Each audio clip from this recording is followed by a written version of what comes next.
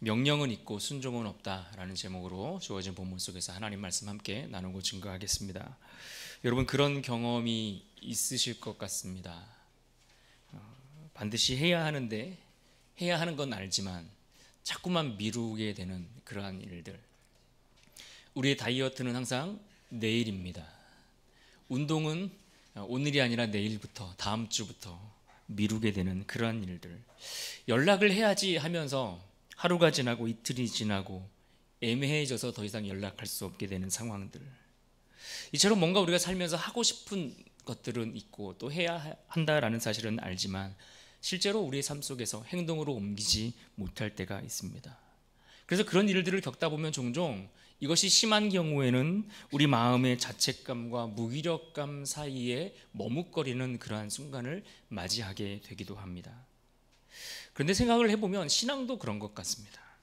우리 신앙도 기도해야지, 말씀 읽어야지, 조금 더 섬겨야지 라는 생각과 결단과 계획을 세우지만 참 그렇게 지켜지지 않을 때가 많습니다. 올 한 해 25년도만을 우리가 가만히 둘러보고 생각해 봐도 이런 결심들 여러분 많이 다짐하고 또 반복하지 않으셨습니까? 마음은 있는데 행동으로 이어지지 않는다라는 이야기입니다. 좋은 의도는 있고 그런 좋은 의도는 많지만 실제로 실행으로 옮겨지는 일들은 실제로 많이 적습니다.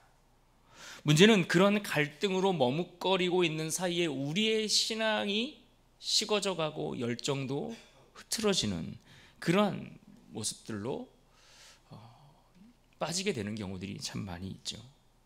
경영학의 아버지라 불리는 피터 드러커가 이런 이야기를 한 바 있습니다. 계획은 즉시 행동으로 옮겨지지 않으면 그저 좋은 의도에 불과하다. 계획은 행동으로 옮겨지지 않으면 그냥 좋은 시도, 아니 좋은 의도, 좋은 계획, 그것으로 그냥 끝난다라는 이 말, 여러분 공감하십니까? 그렇습니다. 아무리 위대한 계획이라도 행동이 따르지 않으면 그건 장식된 문장에 불과합니다. 신앙도 마찬가지입니다. 하나님의 말씀을 듣고 감동을 받았더라도 그 말씀대로 살고자 하는 그 순종과 행동이 따라오지 않는다면 아무 일도 일어나지 않습니다. 하나님의 역사는 우리가 이 시간 예배를 드리면서 하나님이 주신 그 감동을 받은 것으로 나타나는 것이 아니라 그 받은 감동 이후에 우리가 어떻게 살아가느냐를 통해서 나타나는 겁니다. 오늘 본문은 바로 그런 이야기를 우리에게 들려주고 있습니다. 명령은 있었는데 순종은 없었던 너무나 안타까운 시대의 이야기를 우리에게 들려주고 있습니다. 요아스라는 한 왕이 등장합니다. 그런데 그는 정말 하나님의 은혜로 세워진 사람입니다. 모든 왕들이, 아니 모든 사람들이 하나님이 세우실 때에 은혜로 세우시지만 특별히 이 요아스라는 인물은 그의 탄생 자체가 정말 기적이라고 말할 수 있을 만큼 정말 놀라운 은혜를 경험한 사람입니다. 왜 그렇습니까? 아달랴라는 한 여인이 자신의 권력에 탐하여 다윗의 후손이자 왕이 될 수 있는 그 왕자들, 즉 자신의 손주뻘 되는 손주들을, 그 손자들을 다 몰살하고 학살하는 아주 끔찍한 일이 벌어졌습니다. 그런데 그렇게 모든 왕자들이 죽임을 당할 때에 이 요아스는 제사장 여호야다에 의해서 빼내어서 숨겨지고 성전에서 6년 동안 보호하고 지켜서 그렇게 그가 자라서 결국 남유다의 왕의 자리에 오르게 된 것이죠. 그가 바로 요아스입니다. 그러니 얼마나 그가 큰 은혜를 입은 자입니까?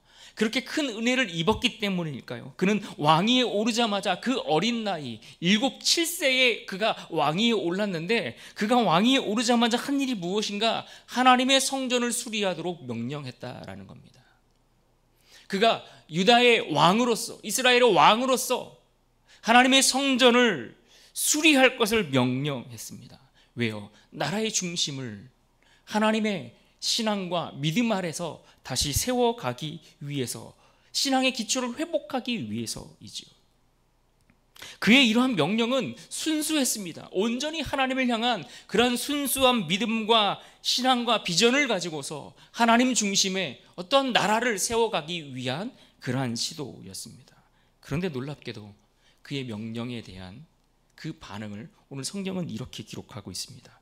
5절 말씀을 같이 한번 읽어볼까요? 함께 읽습니다. 시작. 제사장들과 레위 사람들을 모으고 그들에게 이르되 너희는 유다 여러 성읍에 가서 모든 이스라엘에게 해마다 너희의 하나님의 전을 수리할 돈을 거두되 그 일을 빨리 하라 하였으나 레위 사람들이 빨리 하지 아니한지라. 그 일을 빨리 하라 라고 지시했던 왕의 명령이 있었다는 겁니다. 그런데 이어지는 말씀은 레위 사람들이 빨리 하지 아니하니라. 그러니까 명령은 있었는데 그 명령에 대한 순종하는 이들이 없었다는 것입니다. 뜻은 있었지만 실행이 없었습니다. 한마디로 하나님의 일이 계획으로 끝났다라는 겁니다. 계획만 세우고 그 일을 실행하지 못했다라는 거 얼마나 안타까운 일입니까? 지금 요아스 왕이 그들에게 내렸던 명령은 애매하거나 모호한 것이 아니었습니다. 아주 단순하고 분명했습니다. 5절 중간을 다시 보시면 가서 모든 이스라엘에게 해마다 너희의 하나님의 전을 수리할 돈을 거두되, 무엇을 위해서 재정을 마련하려고 한 겁니까? 하나님의 전을 수리하기 위해서. 무너진 성전을 다시 세우는 것, 이것은 단순히 건축과 건물에 관한 이야기를, 그런 문제를 다루고 있는 것이 아닙니다. 하나님의 성전, 그것이 하나님의 임재를 의미하고 상징하듯 그것은 하나님과의 관계가 무너진 이스라엘 전체, 유다의 전체의 그 신앙을 다시 회복하기 위한 시도, 의도, 그러한 것들을 원해서인 것이죠. 따라서 요아스는 지금까지 정치적 혼란 가운데 제대로 관리되지 못하고 제대로 보수되지 못했던 하나님의 이 성전을 다시 세우고자 했던 것입니다. 그래서 그는 명령합니다. 오늘 4절 말씀에 보면 뭐라고 기록합니까? 여호와의 전을 보수할 뜻을 두고 그가 이와 같은 일들을 했다라는 겁니다. 그러니까 분명히 하나님의 전을 수리하겠다는 그 목적을 가지고서 명령을 내렸습니다. 하나님과의 무너진 관계를 세워야 한다는 그 뜻을 품고 명령했습니다. 그런데 문제는 명령이 분명하고 명확했음에도 불구하고 그 명령을 들은 이들의 반응은 전혀 달랐다는 것이죠. 다시 5절 끝부분을 보시면 뭐라고 기록합니까? 레위 사람들이 빨리 하지 아니한지라. 명령은 들었지만 반응하지 않은 겁니다. 주님이 말씀하시는데 거기에 아무런 움직임이 없는 겁니다. 반응하지 않는 겁니다. 듣기는 들었지만 지금은 아닙니다 라고 이야기하는 것이죠. 그러나 그들이 또 우리가 기억할 것이 있습니다. 하나님의 일을 미루는 그 태도가 바로 불순종의 시작이 된다는 것을 우리는 기억해야 합니다. 하나님의 말씀을 듣고도 움직이지 않으면 그것은 순종이 아닙니다. 말씀을 듣는 단계까지는 순종이라고 이야기하지 않습니다. 누구나 들을 수 있습니다. 누구나 깨달을 수 있습니다. 누구나 감동받을 수 있습니다. 그런데 그것을 성경이 순종이라고 이야기하거나 가르쳐 주지 않습니다.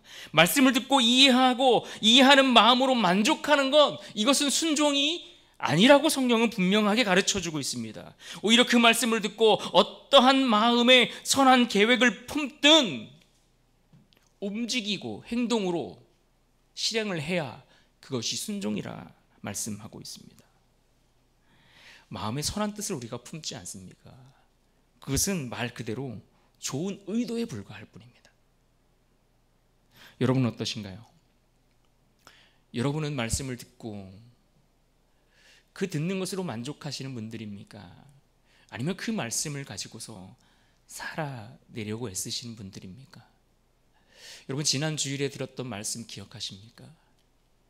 여러분, 그 말씀을 듣고 여러분은 실제로 여러분의 삶의 자리로 돌아가서 내가 먼저 다가가서, 아니 혹은 오랫동안 묶여있던 어떤 관계를 위해서 하나님의 말씀이니까 내가 먼저 다가가서 미안합니다 라고 말을 건네보신 분들이 있으실까요? 주중에 들었던 말씀, 새벽에 들었던 말씀, 수요일과 금요일에 들었던 말씀, 그 어떤 말씀이든 혹은 여러분이 개인적으로 보셨던 어떤 묵상했던 그 말씀이든 그 말씀을 가지고서 여러분 어떠한 움직임과 어떤 행동으로 그것들이 연결되고 이어졌습니까? 하나님의 말씀은 늘 내 앞에 분명하게 있습니다. 하나님의 말씀은 명확하게 어린 아이들이 알 수 있을 정도로 분명한 말씀들로 우리에게 기록되어 있고 그렇게 말씀하고 있습니다. 오늘 지금 순종할 수 있는 이 기회를 미루지 마시기를 부탁드립니다. 성전이 당시 부실하고 제대로 관리가 되어지지 못했던 이유가 무엇이겠습니까? 우리가 성전이 흔히 무너졌다 혹은 성전이 부실하다라는 이야기를 하면 건축에 필요한, 건물에 필요한 자재들이 부족했나 보다 이렇게 생각하기 쉽습니다. 그러나 성전이 무너진 이유는 그런 자재들이 부족했기 때문이 아닙니다.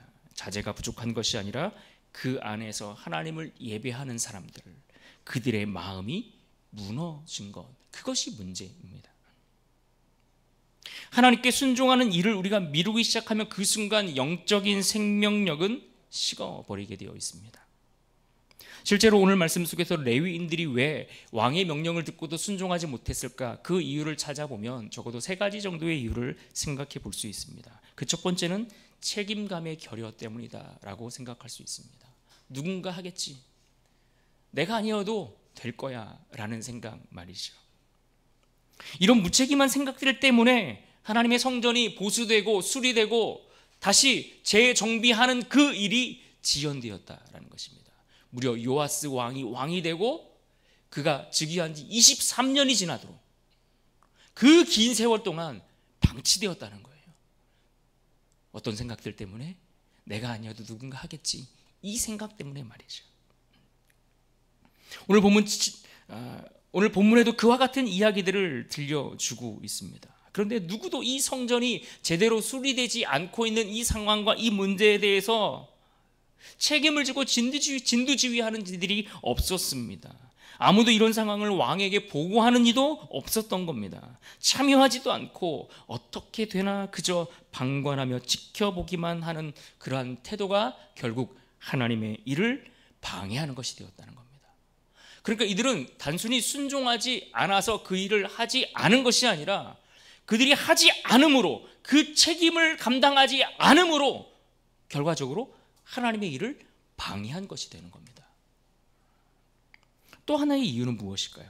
그것은 바로 그들 안에 있는 두려움 때문이 아닐까 생각해 봅니다. 여전히 남아있는 아달랴의 세력들, 그의 추종자들, 그들의 눈치를 받기 때문이라 생각할 수 있습니다.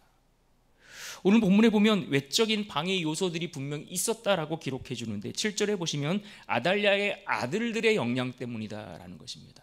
아달랴의 아들들이라는 것은 그를 추종하는 세력을 이야기하는 겁니다. 그를 추종하며 함께 우상을 섬기고 따르던 그러한 악한 자들, 그들의 영향력 때문에 그들의 영향이 여전히 미치고 있어서 실제로 그들을 두려워하여 그 죄악이 성전 안에까지 침투했고 실제로는 하나님의 성전을 위해 쓰여져야 될 그러한 물질들이 오히려 바알을 숭배하는 그 일들, 그 우상을 정비하는 그 일에 사용되었다라는 것입니다.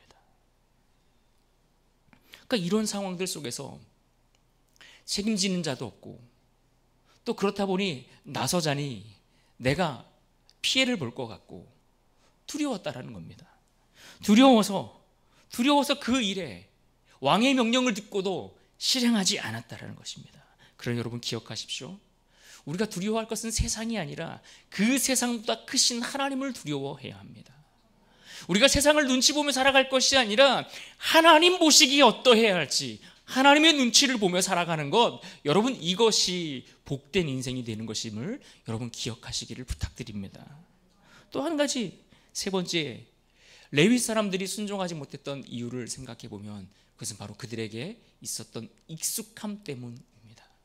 왜요? 오랫동안 성전이 이미 그렇게 더럽혀지고 방치되었고 그렇게 그냥 보잘것없이 그렇게 내버려진 그 상태가 너무나 익숙했던 겁니다. 그러니까 성전이 무너진 것, 성전이 엉망이 된 것, 성전이 막 어지럽혀진 그 상황들이 그들에게 더 이상 아프거나 불편하거나 어렵지 않았다는 겁니다. 적당히 하나님의 말씀과 거리를 두고 살아가는 것이 처음에는 불편한데 그렇게 살아보면 또 사라져요. 내가 오늘 적당히 하나님 말씀과 거리를 두고 살아가는데 그 일로 하나님이 내 머리 위에 무슨 번개를 치거나 뭐 이러질 않아요. 그러니까 그냥 적당히 그렇게 살아가는 것이 괜찮게 느껴지는 겁니다. 지금까지도 그렇게 살았는데 조금 덜 순종한다고 뭐 크게 달라지겠는가라는 생각을 하는 것이죠. 그러나 여러분, 우리가 익숙함에 머물러 있다 보면 나도 모르게, 나도 인식하지 못하는 상태로 우리가 어느 날 정신 차리고 보니까 우리의 신앙과 믿음과는 전혀 상관없는, 전혀 엉뚱한 자리에 머물러 있는 나를 발견할 때가 분명히 올 것입니다. 그럼 여러분, 익숙함을 주의하셔야 합니다. 내가 있는 그곳에서 그 방 안의 온도가 서서히 올라와서 내가 익어가고 있는지 죽어가고 있는지조차 인식하지 못하는 그런 어리석은 자가 되지 말아야 할 것입니다. 그런데 놀랍게도 우리의 신앙이 이와 같을 때가 많다는 겁니다. 말씀을 듣고 감동은 받았지만 현실의 무게 앞에서 순종이 미뤄지는 것입니다. 지금은 바빠서요. 지금은 힘들어서요. 생각할 게 너무 많거든요. 조금만 더 준비되면 이라는 말들을 우리는 늘 준비한 것처럼 달고 다닐 때가 많이 있지 않습니까? 여러분의 상황과 환경을 하나님께서 모르신다거나 여러분의 문제를 하나님이 이해하지 못하신다는 의미가 아닙니다. 하지만 우리의 상황과 문제보다 더 크신 하나님의 계획이 있다는 사실을 우리가 신뢰해야 그 말씀을 따라갈 수 있는 겁니다. 내가 지금 당장 이 말씀을 따라가기에는 버거워 보이고 내 눈앞에 있는 하나님의 말씀에 순종하는 것이 나에게 손해를 끼칠 것 같은 두려움이 내 안에 있지만, 그러나 그 일을 통해서 이루고자 하시는 하나님의 더 크신 계획과 우리의 인생을 가장 선한 길로 인도하신다는 하나님에 대한 그 신실함에 대한 신뢰와 그 믿음과 확신이 있어야 여러분, 우리가 그 말씀을 듣고 따라갈 수 있는 것입니다. 그래서 우리는 우리의 상황과 문제를 넘어서 그보다 크신 하나님을 바라봐야 합니다. 그것을 넘어 하나님은 우리가 지금 내 문제 상황을 넘어 지금 순종하기를 바라시는 하나님의 마음을 우리가 꿰뚫어 볼 수 있어야 하는 겁니다. 하나님께서 사무엘을 통해서 사울에게 하셨던 말씀을 여러분 떠올려 보십시오. 사무엘상 15장 22절 말씀, 사무엘이 이르되 여호와께서 번제와 다른 제사를 그의 목소리를 청종하는 것을 좋아하심같이 좋아하시겠나이까. 다 함께 읽습니다. 시작. 순종이 제사보다 낫고 듣는 것이 순양의 기름보다 나으니. 하나님의 명령은 단지 듣는 데서 끝나지 않습니다. 믿음의 실천이 있을 때에 하나님이 역사하십니다. 언젠가가 아니라 지금 순종할 때 하나님은 즉시 우리를 위해 일하시는 것을 우리가 경험하게 될 것입니다. 오늘 본문으로 다시 돌아가서 보시면 이 성전 수리가 제대로 이루어지지 않는 것을 알게 된 요아스가 오늘 제사장 여호야다를 불러서 묻습니다. 6절 말씀 함께 읽습니다. 시작. 왕이 대제사장 여호야다를 불러 이르되 내가 어찌하여 레위 사람들을 시켜서 여호와의 종 모세와 이스라엘의 회중이 성막을 위하여 정한 세를 유다와 예루살렘에서 거두게 하지 아니하였느냐 하니. 한마디로 여호와의 전을 왜 수리하는 일을 제대로 하지 않았느냐라고 책망하며 묻는 말씀입니다. 그런데 여기서 우리는 알 수 있는 것이 이 성전을 수리하는 문제가 중단된 이 사건은 단순히 어느 한 사람의 문제가 아니라 지금 그들 이스라엘, 아니 남유다 전체, 그 공동체 전체가 직면한 문제로 그렇게 고착되어 버렸다는 사실을 우리는 알 수 있습니다. 그러니까 한 사람의 게으름의 문제가 아니라 민족 전체가 하나님 앞에 반응하지 못하는 상태에 이르게 되었다라는 이야기입니다. 하나님의 일을 감당해야 될 레위 제사장들의 역할이 사라져 버렸고, 그와 관련된 책임들을 져야 할 리더들의 그런 어떤 책임적인 태도, 이것들을 실제로 이뤄가기 위해 필요한 어떤 시스템, 체제, 이 모든 것들이 다 흐트러지고 무너졌다라는 것입니다. 오늘날 교회도 마찬가지입니다. 몇몇 헌신된 사람들에 의해서 잠시 불이 붙습니다. 하나님이 은혜를 주시면 한두 사람, 몇몇 사람들의 마음속에 주시는 그 불과 같은 그 마음들로 교회 안에 불이 붙는 듯합니다. 그런데 그 불이 공동체 전체로 어떤 공동체 구조 안에서, 시스템 안에서 함께 그 불이 확산되지 않고 그냥 개인에게만 머물러 있게 되면 그것은 금세 식어버리는 것을 우리는 볼 수 있습니다. 어떤 면에서 앞에서 수고하고 애쓰는 분들이 있습니다. 늘 일할 때마다 나와서 수고하시는 분들, 늘 기도의 자리를 지키시는 분들, 너무 귀하고 감사하고 복되지 않습니까? 그렇게 수고하고 애쓰시는 분들의 헌신이 너무나 귀한데, 생각해보면 그들의 인간적인 마음에 볼 때에 얼마나 그들도 외롭고 지치고 힘들겠습니까? 힘들지 않아서 수고하고 헌신하는 게 아닙니다. 누구는 시간이 많아서 헌신하고 봉사하고 섬기는 것이 아니라는 이야기입니다. 모두가 같은 상황, 모두가 같은 문제, 모두가 같은 환경에 있어도 누구는 나와서 헌신하고 애쓰는 이들이 있는데, 그렇게 한두 사람의 개인의 문제로 이것이 하나님의 은혜가 그 안에 머물러 있게 되면 자칫 그렇게 지나갈 수도 있는, 더 이상 하나님의 역사를 기대할 수 없는 한두 사람의 그 헌신 정도로 끝나는 일들이 너무나 많이 나타나는 것을 보게 되는 것이죠. 하나님은 열정적인 개인을 귀하게 여기실 뿐만 아니라 궁극적으로 그들을 통해서 공동체 전체가 함께 순종하는, 그러니까 우리의 교회 전체가 함께 하나님 앞에 순종하는, 한두 사람의 헌신이 아니라 모두가 하나님 앞에 헌신하는 그러한 공동체로 나아가기를 기대하고 바라신다는 사실을 여러분 기억하셔야 할 겁니다. 그러니까 우리 교회가 한 사람의 헌신을 통해서가 아니라 우리 모두가 하나님 앞에 헌신하는 그러한 일들을 하나님이 기대하고 바라신다는 거예요. 그래서 오늘 요아스가 오늘 본문에도 8절 이하에 이어지는 말씀들을 보시면 헌금함을 비치합니다. 헌금함을 따로 비치해서 그 위치나 이런 것들을 다시 조절해서 다시 성전을 위해서 헌금도 걷고 또 그 일을 가지고서 보수도 하고 이런 일들을 해 나가는데, 하나의 제도를 도입해서 모두가 순종할 수 있는 어떤 체계들을 그렇게 확립해 가고 만들어 가는 것을 오늘 말씀 속에서 확인해 볼 수가 있습니다.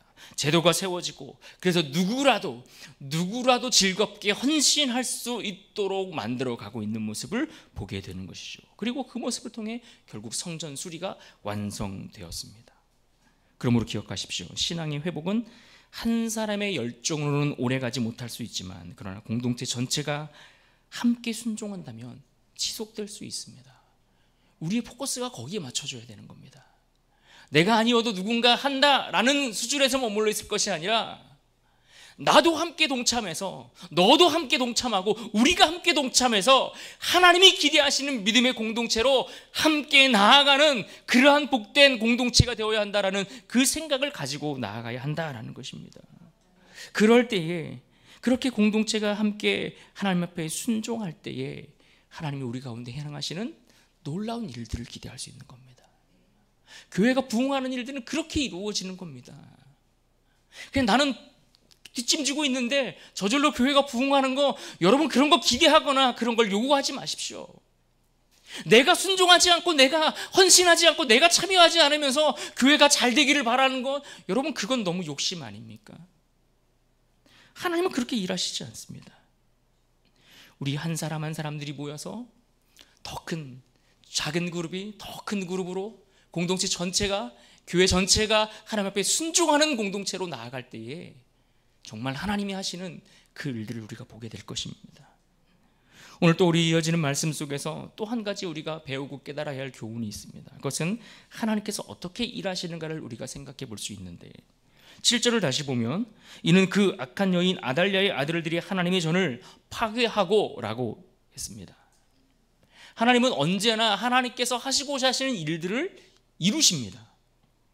하나님이 계획하신 것들, 하나님이 뜻하신 바들, 이런 것들을 중단하거나 멈추지 않고 반드시 그 일을 이루고 완성하십니다.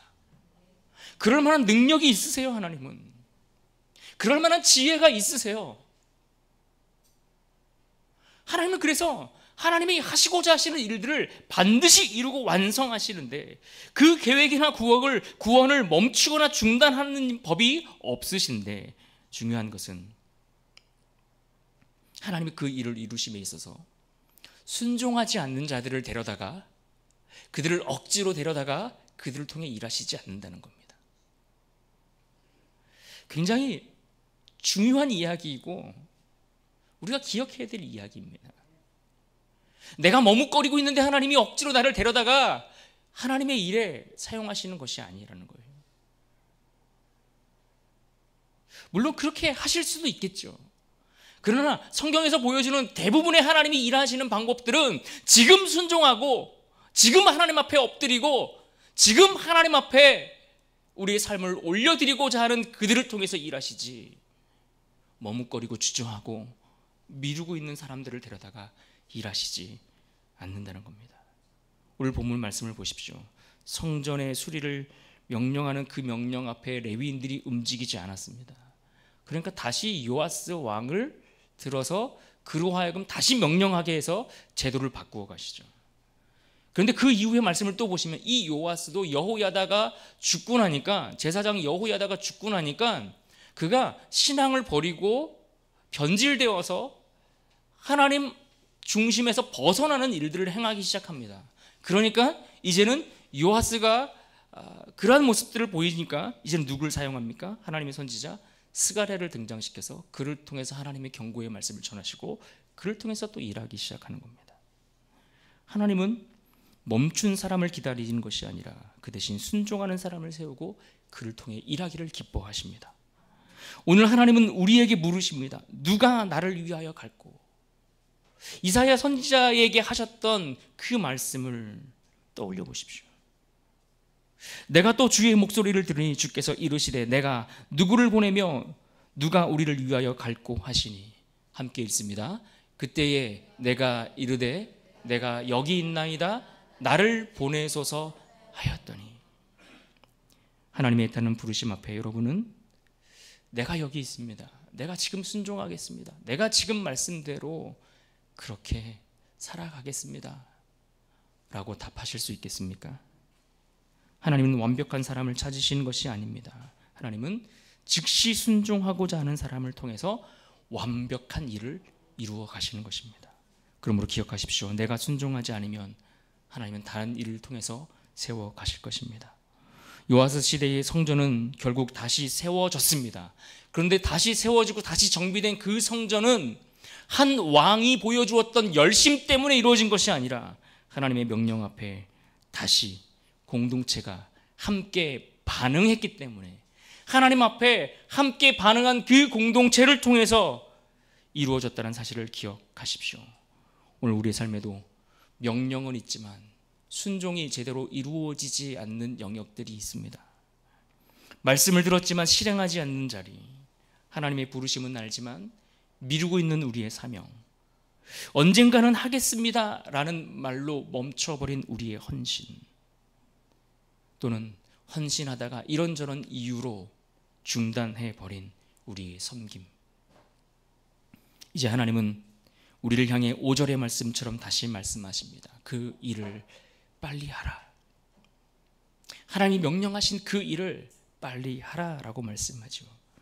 즉시 순종하고 함께 순종하며 끝까지 순종하라 말씀하시는 것입니다. 그럴 때 우리의 인생에 무너진 성전이 다시 세워지고 우리의 가정과 우리의 교회가 다시 일어서며 침묵하던 우리의 믿음의 세대가 다시 살아나게 될 것입니다. 지금 순종하는 자가 되십시오. 함께 기도합시다.